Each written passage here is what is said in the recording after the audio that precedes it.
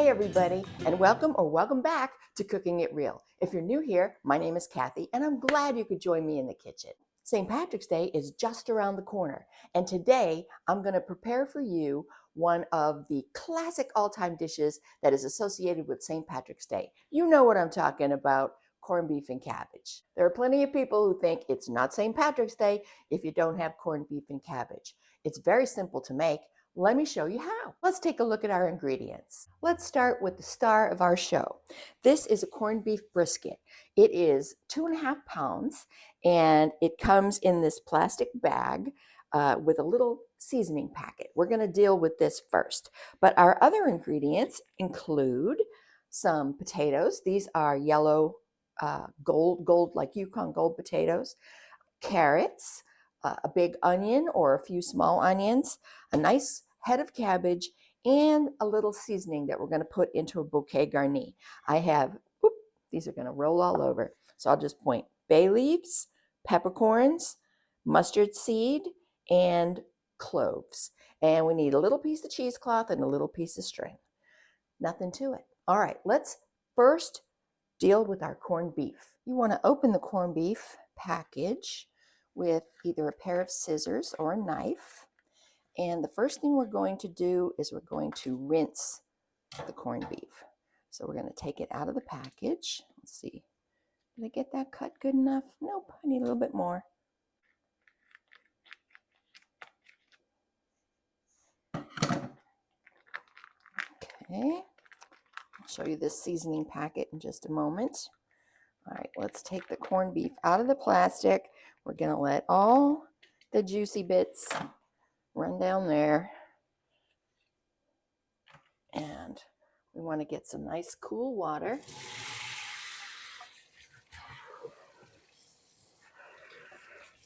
We're going to rinse our beef.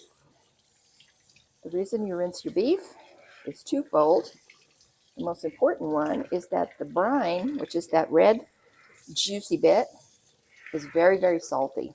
And if you don't rinse it, and you don't have to rinse it, some people don't, but it's going to make for a super excessive salty corned beef. All right, good.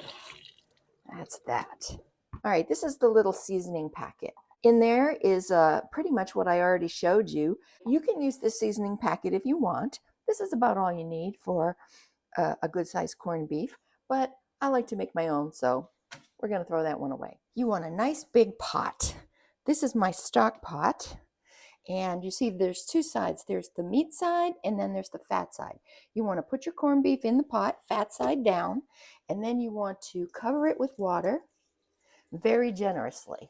I'm probably going to bring my water up to about here, which would be maybe 1.5 gallons or 2 gallons of water. The broth that will be made from this corned beef and the vegetables is so delicious.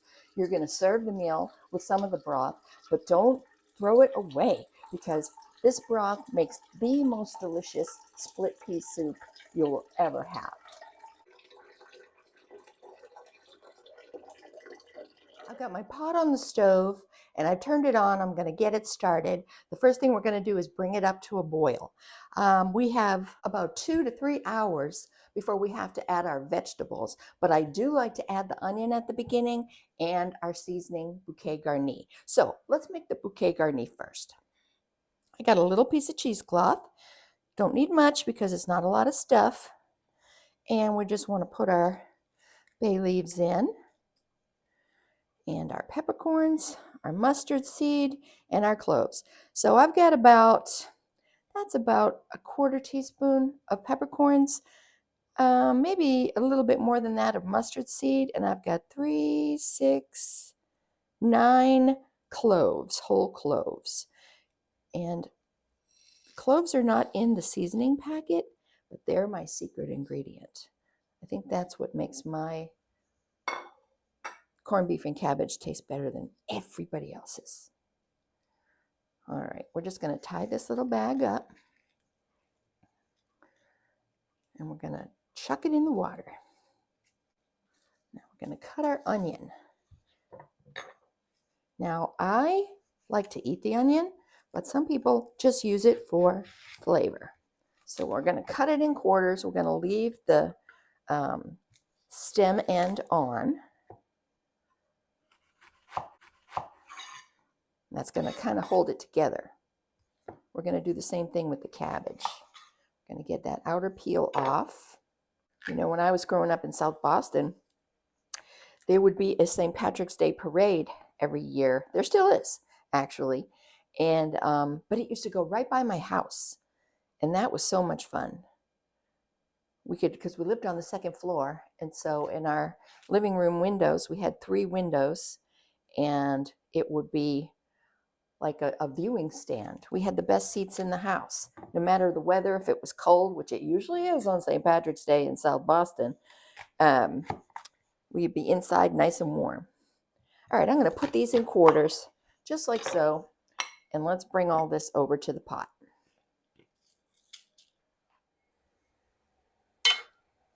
All right, in goes our bouquet garni. Let's plop that in. And our onions, or onion, actually, cut into quarters. Now we're going to bring that up to a boil. And once it's boiling, we're going to lower it just a little bit and keep it at a slow boil. And that's going to be for 2 to 3 hours. Okay, that's a good rolling boil. I'm going to turn that down to medium high, and we're going to let it go like that. We're going to check it after 2 hours. Now, before I go, I do want to say, yes, you can do this in your slow cooker. Yes, you can do this in your Instant Pot. But this is the way that I grew up making it, eating it, loving it. So this is the way I'm going to show you today. All right, see you in 2 hours. All right, so we have plenty of time to get our veggies ready. So let's talk about it. All right, first of all, I want to talk about the carrots. Now, I love the carrots. The carrots and the cabbage, in my opinion, are the best part of the veggie section of this dinner. So I like to have lots of veggies. No, lots of carrots. And we don't want little carrots. We want to have them in nice big chunks like this. This is how we want our carrots. Let's see. Now, we're not going to put the vegetables in until almost the end, because if we put them in too soon, they're going to just turn to mush, and we don't want that. All right, carrots, carrots, carrots. Now, one vegetable that sometimes is included in a boiled dinner or a corned beef and cabbage, sometimes that's also called a boiled dinner, that I do not have today is turnip. If you're a fan of turnip and you want to add turnip, go right on ahead. Here's a whole head of cabbage. And I think this is a less than gorgeous outer leaf here. So I'm just going to take him off. And what we want to do with the cabbage is we want to cut it into wedges, but we want to leave the core on so the wedges stay intact. All right, so now I'm going to try to find the center. All right, we're just going to cut down in half to start. I want to go through the core. I'm getting a little off here.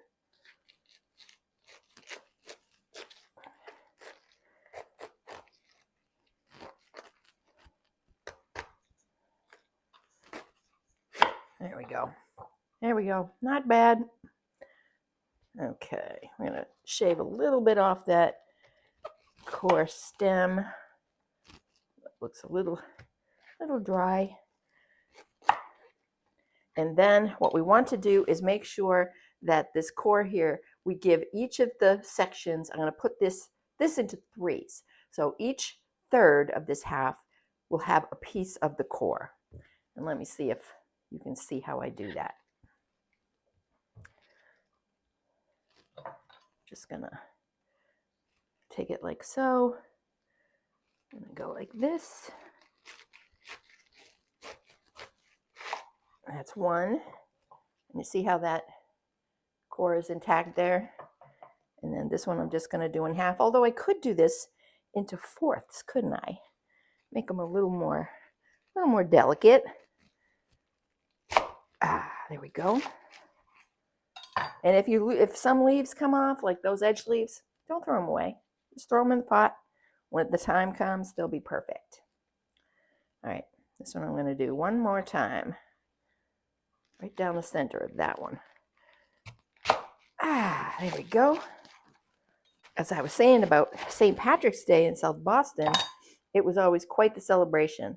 No matter what day the parade was on St. Patrick's Day, there was no school. All the banks were closed. Actually, it was called Evacuation Day in Suffolk County, which is the county that Boston is in, because of a Revolutionary War type of thing with the British, and I don't know all of that, but all I know is that there was a parade and the food was great and it was lots of fun. All right, so we got 2 out of 3 veggies prepped. These are just going to hang out. Now these potatoes, I am not going to peel them, okay, because they're beautifully thin-skinned. I did give them a good washing, so they're all set to go. I am going to cut them in half though, especially like this one I might leave whole, I don't know, but I'm going to cut them in half, but I don't want to cut them in half right now because they'll oxidize in the couple hours before they get added to the pot. So we're just going to let them sit. So here we go. Here's our veg, and now let's take a nice long break. It's been 2 hours, and I don't know if you can see the corned beef looks good. I don't think it's done yet. We're going to take it out. We're going to test it. But you can see the onions have completely fallen apart. But that is totally fine. No problem. And there's our bag of seasoning. We're going to leave that in there. All right, now let's take a look at this corned beef. First thing we're going to do is test the internal temperature. Okay, we're at 211. For the corned beef to be cooked, it has to be at least 145. 185 to 225 is really the ideal.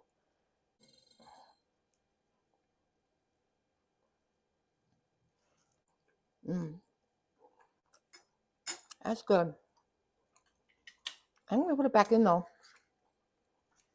because the longer you cook it, the more tender it gets. And I think I want to add a little bit more water. So I'm going to crank it back up to high. When it comes back up to a boil, I'm going to give it 30 more minutes. Then I'm going to add veg.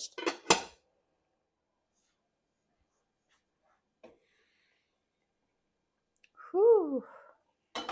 All right. It's been 2.5 hours now. I'm going to take out the brisket.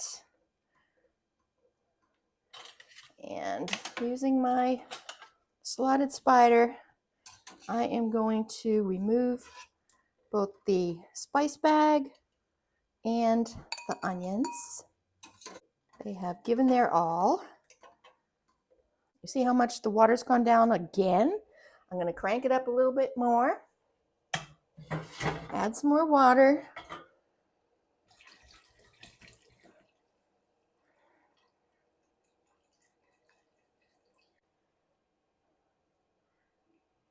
And I'm going to add the potatoes and carrots.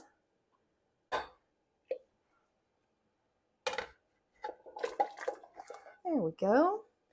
Now we're going to bring that back up, turn it down just like we did before, and we're probably going to cook those veggies for like 15 to 20 minutes.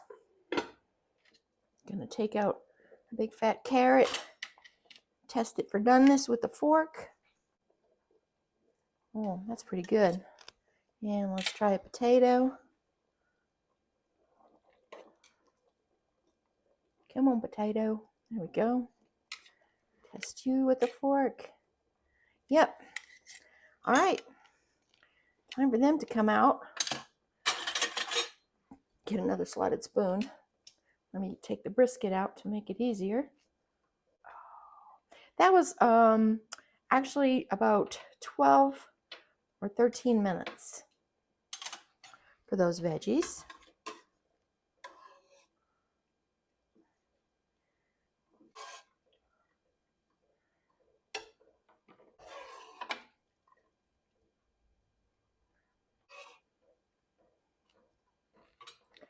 Next, we're gonna get the cabbage going, and then we'll be done.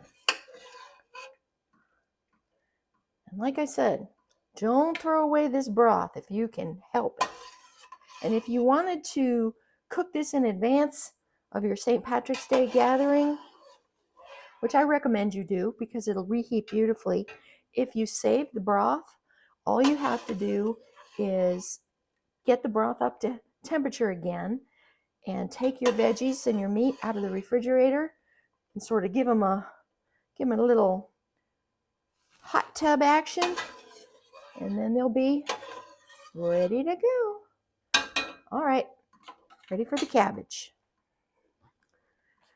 Now this is probably going to take about the same amount of time. I'm going to try for like 12 minutes. The reason I didn't put the cabbage in with the potatoes and the carrots is because it just takes up too much room, for one. Here, everybody in, all little bits. And two, it'd be easier to fish out. All right. We're going to bring that back up and set the timer.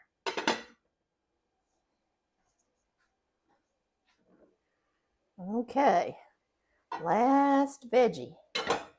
Let's take out one of these and see if they are done. Now, how you're going to test the cabbage is by taking a fork. Let me see if you can see. Can you see? Yeah. And sticking it in the core. If the core is soft, it's done.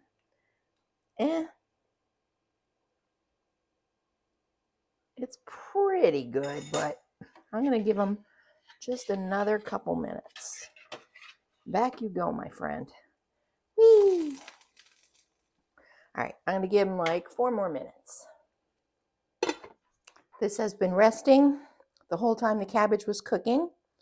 You don't want to cut it when it's really hot because all the juices will just pour out. So let's see what we got here. Oops. Want some nice thin slices. Ooh, can you see that? I'm gonna hold up this piece. Ooh, it's so tender it just might fall apart. Let's see. Can you see that? Isn't that beautiful?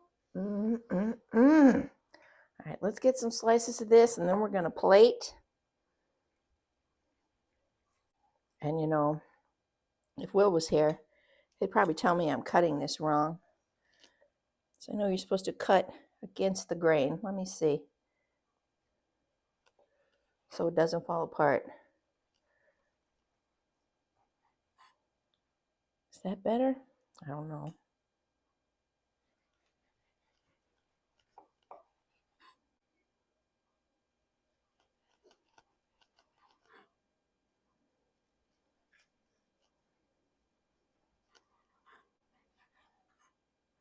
Oh, look how pretty.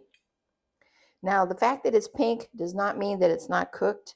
There are, in the cure, when they're corning it, they use nitrates or nitrites, and that gives it that pink color.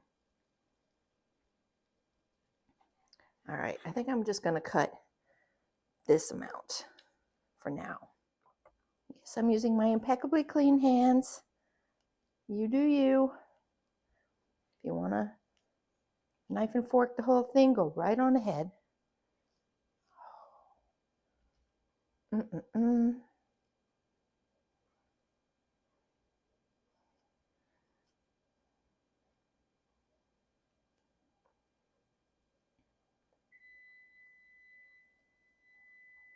Okay, that's my cabbage.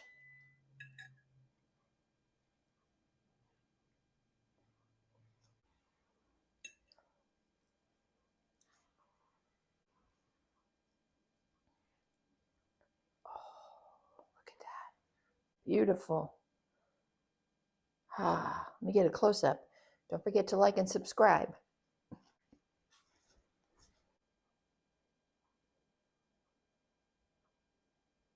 You notice I'm wearing my green today for St. Patrick's Day. Let's give this a quick taste. I'm just going to take a tiny little bite of all the little elements. Like I said, You can serve it with some of the broth on the side, so you can just pour some on like your potatoes or whatever. And I would serve this like with a grainy mustard or whatever your favorite mustard is. Goes excellent with this. Little potato. Perfectly tender. Has a little bit of the taste of the broth of the corned beef. Carrot. I love the carrots. Cabbage, my favorite part.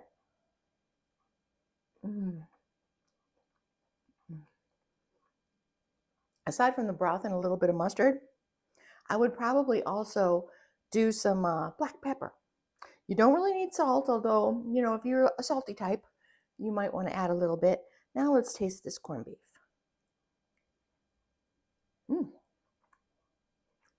It like fell right off the fork. That's delicious. I'm feeling like a leprechaun already. Well, thank you for joining me in the kitchen today. It's been a lovely day. I've been cooking all day. I know it only seems like a few minutes to y'all, but it's been hours. But I hope you try this. I hope you have a wonderful St. Patrick's Day. And don't just do this on St. Patrick's Day. It's good whenever you can find a corned beef. Get it. Do it. It's delicious. Thanks for joining me. I'll see you next time on Cooking It Real. Bye, everybody.